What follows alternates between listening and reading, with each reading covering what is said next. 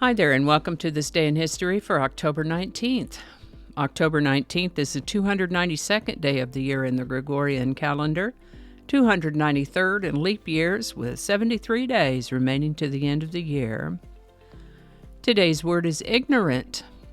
Ignorant is an adjective that means lacking necessary knowledge or education, as in an ignorant society, lacking in knowledge or comprehension of, as in ignorant of mathematics, resulting from or showing lack of knowledge or intelligence, as in ignorant errors, unaware, uninformed.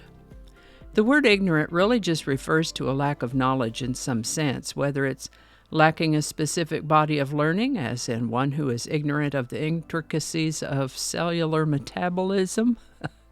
Be careful, though. Calling someone ignorant may suggest that you consider them to be primitive, crude, or uncivilized. The word ignorant comes to us from Latin. First known use is around the 13 to 1400s. Ignorant. And remember, if you have a word you'd like us to examine in this Word of the Day segment, drop it in the comments. We'll take a look at it. And with that, we're going to start by talking about ancient Germanic peoples just a little bit. They were a category of Indo-European ethnic groups, not to be confused with today's Germans from today's Germany. Germanic peoples were such people as the Roman-era Goths, for instance, or the Norse-speaking Vikings, for instance, and many other early Indo-Europeans. Hard to pin down exactly, but best I can tell, it seems like what we refer to as Germanic peoples were a wide variety of more tribal collections of people from the Eurasian continent, except for China. China has just about always had a very distinct culture of its own. That said, there was a group known as the Vandals, who first inhabited what is now southern Poland, and today's item is that on October 19th in the year 439, the Vandals, led by King Gaiseric, took Carthage in North Africa. This was no small feat nor any small event, since Carthage was part of the Roman Empire. Gaiseric, by the way, was a pretty fierce guy. We have mentioned him before in previous episodes, and I could easily take up the rest of our time here telling more about him, but we do need to move on, so I'll watch for future dates where I can spill some tea about King Gaiseric.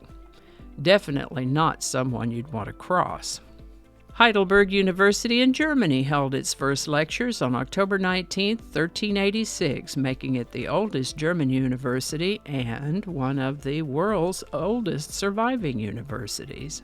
On October 19, 1469, Ferdinand II of Aragon married Isabella I of Castile.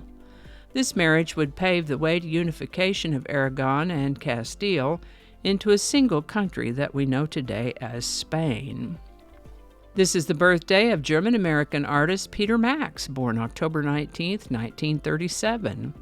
I'm so pleased to see that he's still alive. I don't know if he's still making art or not, though. Peter Max is known for his use of bright colors and some of the rather iconic psychedelic designs of the late 60s and early 70s. Peter Max turns 86 in 2023. Tuberculosis is an infectious disease typically caused by a particular bacterium. Tuberculosis usually affects the lungs, although it can affect other parts of the body. And we've mentioned before historic figures who were sick or died too young from tuberculosis, and many more suffered from tuberculosis, whether that was what killed them or not. Long list of people, historic figures, and ordinary people who had tuberculosis. Tuberculosis still exists. If you've ever worked in certain professions, you may have undergone a TB screening. They check to see if you show any evidence of latent TB. But back in the day, there wasn't much to do for it except just try to deal with the symptoms if it became active. So it was a pretty big deal when streptomycin, the first antibiotic remedy for tuberculosis, was isolated by researchers at Rutgers University on October 19, 1943. October 19, 1987 is a day known as Black Monday. On that day, the Dow Jones Industrial Average fell by 22%, 508 points, one of the largest one-day percentage drops in the history of the DJIA. Many explanations are offered and reasons given for what might have set this in motion, but whatever it was, once it got rolling and the sell-off started, investors freaked out and sold, accelerating the decline. Today's song is Nothing from Nothing by Billy Preston. It hit the number 1 spot on the Billboard Hot 100 on October 19, 1974. Written by Billy Preston and Bruce Fisher, this was his second number 1 hit. And, interesting point, he performed this song on Saturday Night Live in the first musical performance ever on that show. It's been covered by plenty of other artists and featured in TV shows and in commercials. Released as a single, you can also find Nothing from Nothing on his 1974 album The Kids and Me. Nothing from Nothing by Billy Preston, number 1, October 19, 1974. Link in the description. And I think that's going to do it for us today. Thank you so much for watching. Consider subscribing if you haven't already. Feel free to share this video with a link in your email, messaging, or social media. If you enjoy this series, you can check out the playlist that contains these videos. I'll put a link to that in the description.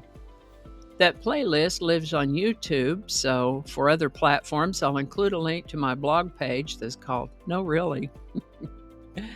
You can also find me on Rumble, BitChute, and Odyssey. All those links in that description. Alrighty, that's all I can think of right now. Thanks again, and I'll see you next time.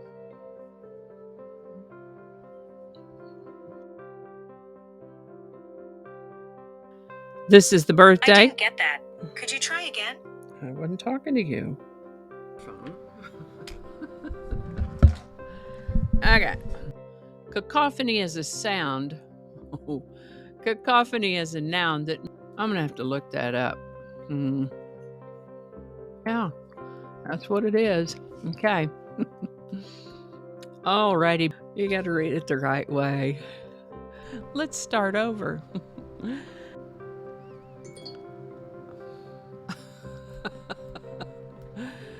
It's 8 o'clock, so all of the reminders are going to be dinging. I forgot to turn those off. Okay, stop it. It's 8 o'clock. Don't alienate people who can be helpful to you. Flinging happiness all over the place. Alrighty, back to work. I think we got it this time.